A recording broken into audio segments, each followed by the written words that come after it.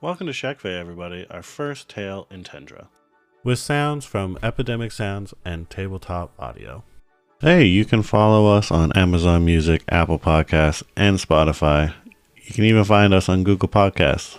Please follow and leave a review. Welcome to a different episode of Tales of Tendra.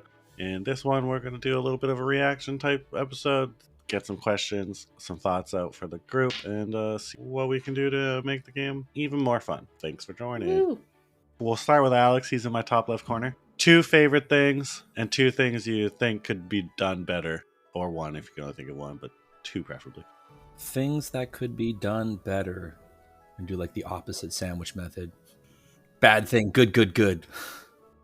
So probably I would say cutting out our ums and me not using and so much. My speech, giving better speech. Not substituting the ums with other filler words. Yeah, knowing what to say. Things that are good so far, I would say our interaction with the world has been okay, and I would say we're starting to grow into our characters a little bit, especially Tobias. Got that big energy.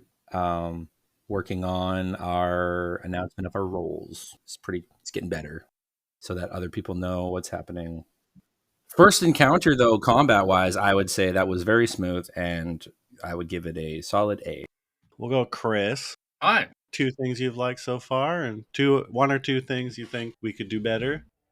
Good question indeed. 2 things that I've liked and 2 things that could potentially be worked on.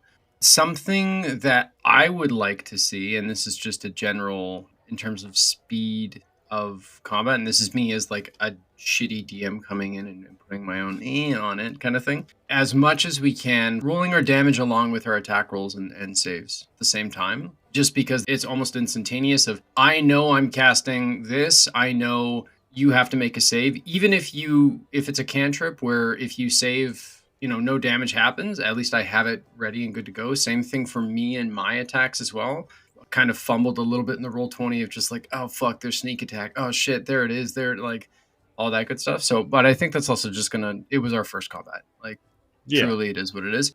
And something that I would like to see for and I don't know, this is just personal flavor as well, but rather than have like 9,000 initiatives up at the same time, flavor it of just like, okay, group roll versus if you have a group of baddies roll and then you take the average of whoever's higher, and then because then it enables us to be like, all right, oh, Maddie's going to go and do this, wait, can I go in first because you were planning on doing something support wise so I could get closer to these people kind of thing. So if you have people who are being bards or being clerics or being whatever, then all of a sudden it's not, oh crap, I have to do Shield of Faith. Oh, that person's already down. Wait, let me rejig my turn. It's, oh, the Barbarian's going in right now or the Paladin's going in right now. I'm going to cast Shield of Faith on them so that they're ready for the next thing. Just a thought. Roleplay is super great. Y'all do phenomenal. I mean, I was like, I don't know these people. Let's see how well this goes. And it was phenomenal. It was great right from the onset. And I was like, I don't know where I'm going to fit in with this. And I was like, oh, no, I'm fitting in with Roman. I'm fitting in with Callio. And then, yeah, it's enabled space to, like, feel my own. Because, like, when I started doing the military thing on the end of it, I caught myself by surprise. I was like, what the fuck? And I'm like, oh, no, wait, he was in the guard. This makes full sense. Mm-hmm. But it's because you guys gave, like, that space to grow. It's just like, oh, the town's on fire. What are we doing? Well, I would be the one to step up. We are doing this, like, and so thanks for allowing both the ebbs and flows of space in roleplay, because I love hearing from your other characters as well. It's so interesting to watch, and it's funny because, like, Maddie, a lot with you, I can see you like click into character because she's so deadpan, whereas you're like very bubbly. So it's awesome to see. And Devin, your fucking lore is, man, that's too many notes. That's great. I say that in a good way. I say that in a good thing of just like, yeah, you find this tome and I'm like, okay, cool. You're like, okay, so it's this and this. I was like, okay, good cliff notes. And then you kept going, and I'm like, oh, I guess this was a wizard taking notes on this. This is very lore accurate to what would be going on in the world. And oh, he's still talking. Oh, okay, wow. Like, Well, like you found a tome. You didn't find like a quick like pocket journal. You of found. course, no, and that's I'm saying I very much appreciate the fact that it was a tome, and we were given a tome.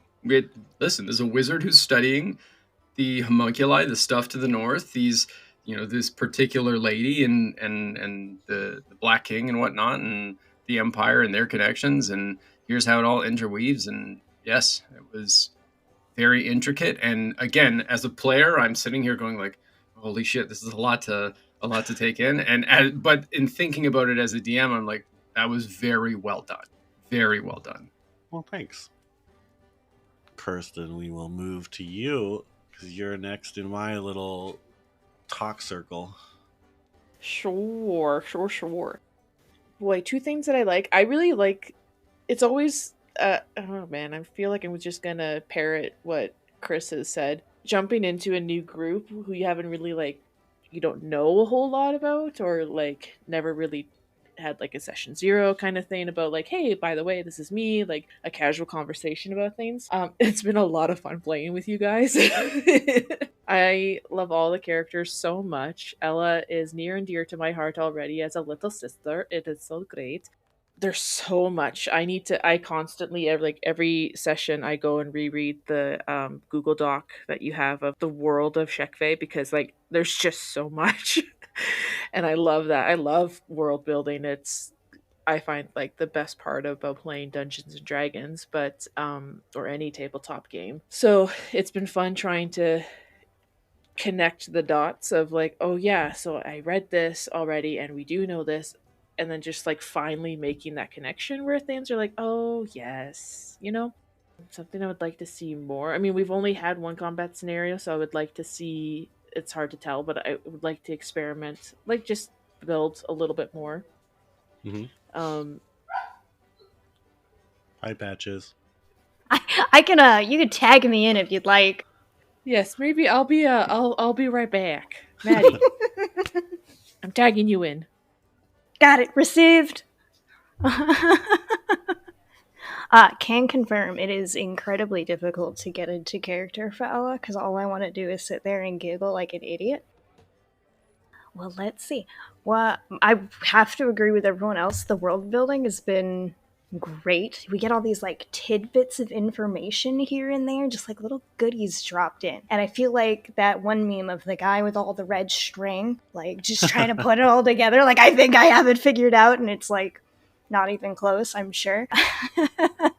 Definitely really enjoying the group as a whole. As this being my first time doing a podcast with people, it's been weird getting into the flow of it, but I've been enjoying it quite a bit.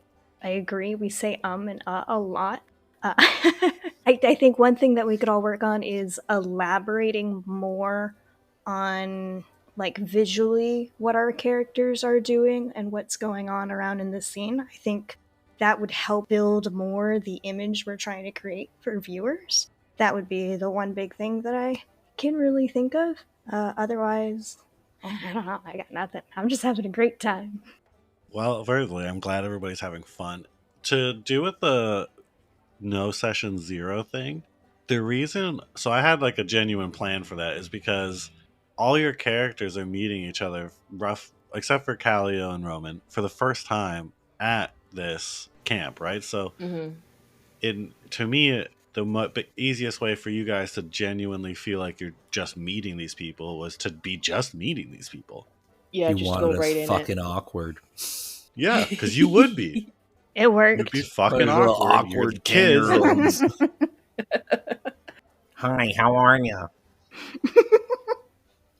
Something I would like a little more from you guys is when like we're giving each other the floor, I would like if you get like you guys to like really embrace it, like paint your word picture, build this little section of the world for yourself. Because I got that doc. I'll fill it in. We can discover stuff together. I know there's a lot in there, but it's a big place and there's still a lot of empty that I would love to fill in with ideas. That's kind of my only thing, is just dig in, spoon feed us some lore that you think would be fun, and I think that would also endear you guys more into the world and feel more a part of it as well. To continue this conversation, another question I'd have is, where do you guys think things are going? What are your guys' goals, let's say, in the next 3 sessions? What do you want to do? I think Ella's current goal, beyond the whole witch thing, because that's a brand new problem we weren't expecting, was mostly to figure out why the children were being kidnapped. That's like the big question in her mind right now. She does have some concerns and some theories that I'm hoping to drop in our next session as she talks to everyone about the information that they found. But that's the main thing plaguing her mind. Oh, yeah. Got some theories on witches. Yeah. Some witch lore to drop on it. Yeah, well, subplots. Yeah. Roman and Reyna, you guys found the book about like the Black Castle and the Black King and all that stuff. What do you... I don't think we had a chance to share that with anybody yet, though, did we? No, Not yet, I exactly. don't So think. Yeah.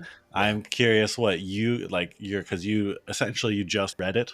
What's like, because you've gotten some letters, you guys have read the letters from Niall. Do you think this, like, for you confirms what he's saying? Or like, what do you... I would think, yeah, like when he was worried about someone following him and tracking him down, definitely confirms that. And like, I'm Good very point. conflicted on what we should be doing next, because on the one hand, the first episode you killed one of my friends and I kind of want to go back and avenge them, but I also want to uncover these mysteries on what's going on with these homunculi and the Black King and all that kind of stuff. So I want to go to the cabin, but also we're letting days pass since our friend was executed in front of us, which feels a little weird, a little off-brand for Callio and I. I mean, you could tell the others about that. True. It's an option. We didn't share it. We just were Yeah. like, No. we gotta go. We're here. Everything's fine. Oh, our friend died and another friend died. We should go to one of those funerals. Oh, yes. I was like, when did Niall get executed? No. No. Yeah, No, it was our the other friend one Queenie. that scared the shit out of me. Yes. Yeah, Yeah. the loud gunshot. So probably next 3 episodes going to be investigate a cabin, learn some stuff, field trip, everybody. Mm-hmm. We get to go to the big city. Revenge arc. Unless Devin's like, just kidding, you can't revenge arc yet, and then we'll have to brood on it. I did say that he had a city guard-sized army on his side, and you're 4 people, 5 people, 6 people. I got there. We got a lot of chutzpah. Yeah, we got a lot We of got a lot spunk. of moxie. We know a wizard who has been kidnapped. They like the cut of your jib, I'll give you that. Yeah. Yeah. And that's another thing. Assyrian's captured. He's like the head honcho of this camp, Right? right? Like, gotta kind of deal with that, too. There's a bunch of kids that are just, like, at risk here, so. Yeah. Not that I don't think Rupert can't handle himself, because I think he can. But there's that one teacher that I'm like, I don't know how I feel about you, because you just really care about the ward around this camp. Oh, and maybe that- that's yeah. all it is. Yeah. But I don't know. I don't trust that guy. So I think I would like to, in the next episodes, deal with this somehow.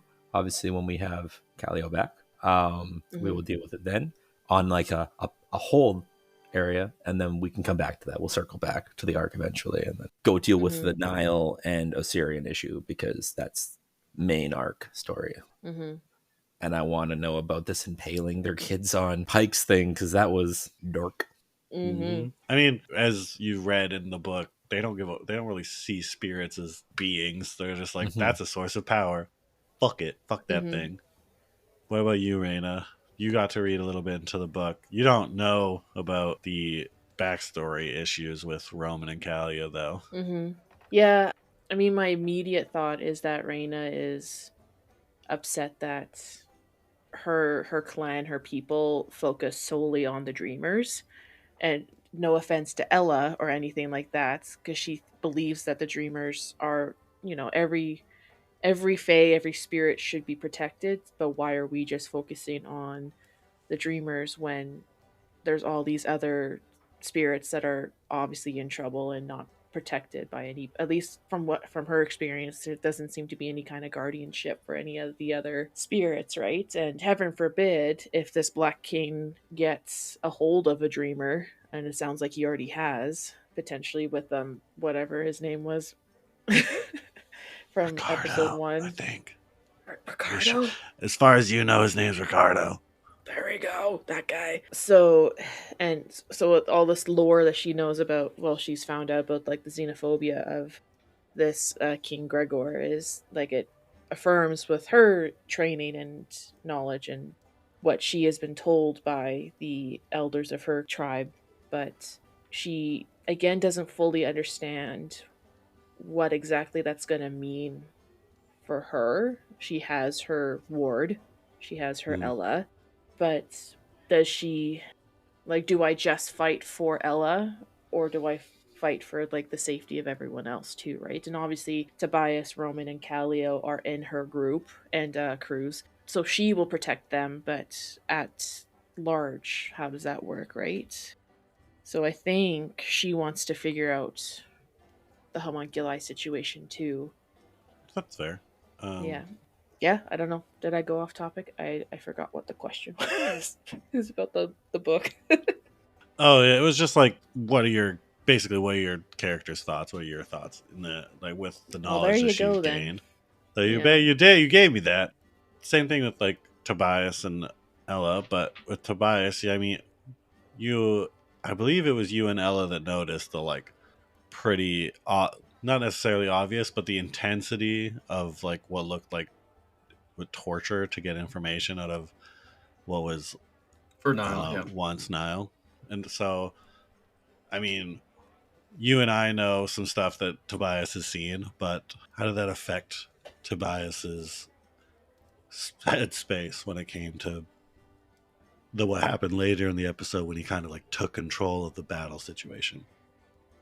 So with regards to it brought him back down into that dirty part of the world that he's had to work in and survive ever since his separation, I'll say, from the guard. He recognizes there comes a level of wisdom with it, of like, yeah, okay, I understand what he went through, kind of, just because my job has been to patch people up, especially having worked for CD Underground's, keeping people alive longer We're can a be a good high-class thing. It can establishment. also be, yeah, you might be. You're not the only one I've worked for. It also shows from an intelligence perspective the level of maliciousness in whoever was doing this, because it was intentional and hidden well, kind of thing.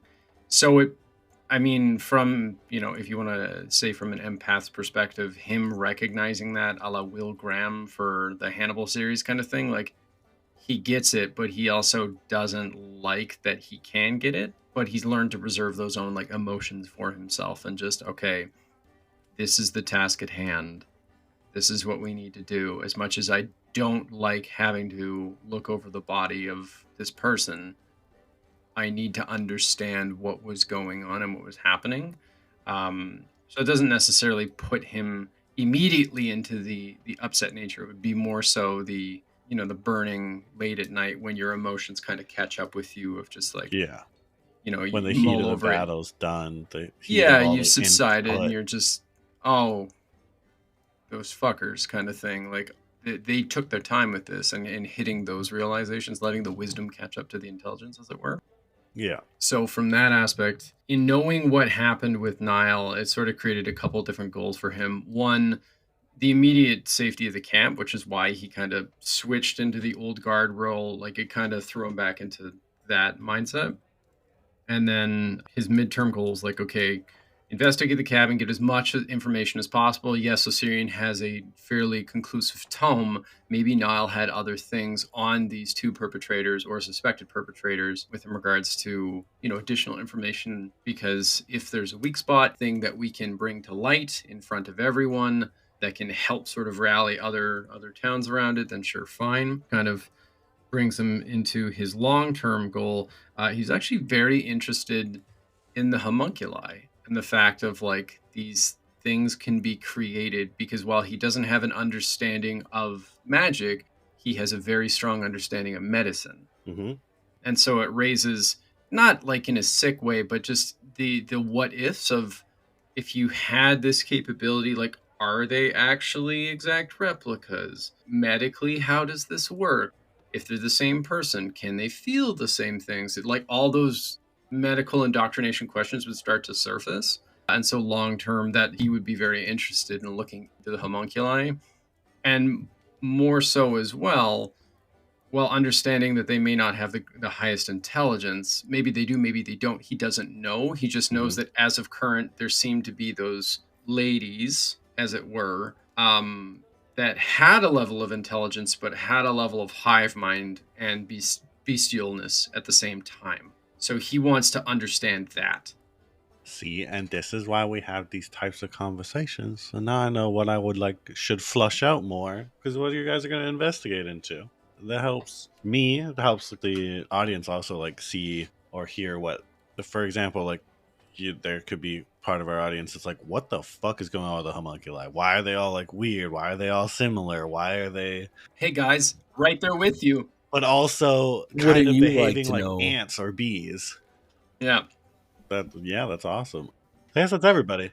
It's kind of all I was curious about. Do any of you have like some questions? Like, obviously, I'm not gonna just give you valuable lore. You could be like, why did this happen? This feels like an isolated incident type of thing. Feed me the lore. Kirsten, What the heck inspired Shekve? Like, is there anything that you drew from to create this world? I'm curious because it's hella dark. Sad snow times. so I used to run this game based basically in a parallel universe. Fuck, I can't remember what the name of the continent was, but basically there was a similar thing, but instead of there being like a homunculi thing that happened, it was just a bunch of racist humans that were like, we want to fuck this place up and we want us to be like the gods here, essentially. Personally, I really liked the Atharis world and the more dark side of storytelling on these, and I wanted to like see my hand in that sort of situation. I enjoy the scary, like Witcher-esque world where even the most mundane creature could kill you, but at the same time you could kill the most powerful thing you could find. And to me, that's the fun fantasy side of storytelling. So that's kind of the inspiration, is that like I wanted this dark, evil, Witcher-esque world with this glaring flaw, which in this case is clearly the Black Castle. And this is only one continent, right? Like there could be who knows how many continents, and there could be who knows how many big the world is, as long as it's glaring flat. yeah, exactly, glaring issues with the world and how people operate. And I thought that having a option for like the characters to either get on board with how the world operates or try to change it. Mm-hmm. When you were describing the homunculi the first time, like I just had visions of Resident Evil kind of monsters. Yeah. I'm like, well, like one of them is like this pretty, as you would expect, human armored up woman, and then yeah, you have your like fucked up Left 4 Dead-esque variants of her. Yep. Which you'll learn about if you're lucky or unlucky, depending on your vision of it. My vote is unlucky. Probably won't be a good time. We don't know how perfected the magic is. You don't, anyway. And what could have gone wrong, what didn't go wrong. You'll have to find out. You'll have to find some notes. You'll have to ask some questions for some big questions. Yeah. How about your other guy, 3? You guys got any quick questions like that? I'm curious too if you're gonna slap the crap out of us as soon as we leave this camp.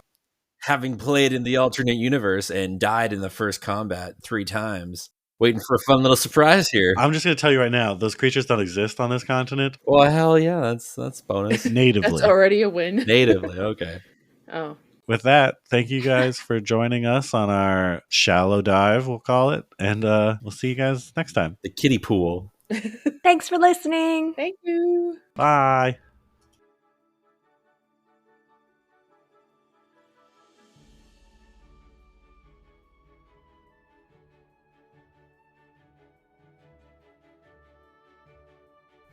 thanks for joining us on this episode of Tales of Tendra. See you next time. Hey, you can follow us on Amazon Music, Apple Podcasts, and Spotify. You can even find us on Google Podcasts. Please follow and leave a review. Hello one, hello all. It's Quentin Foote here, Dungeon Master to a very unique live-action fantasy adventure podcast known as The Fables of Latour. Join us every Monday as we explore a completely original world filled with new races, monsters, and magics, all based around the fantasy novel series, The Mighty Vendavar. Since we specialize in long-format storytelling and our entire cast are professional actors and artists, you can excitedly tune in weekly to experience the next chapter of our harrowing saga. We can't wait to meet you in the wilds of Latour.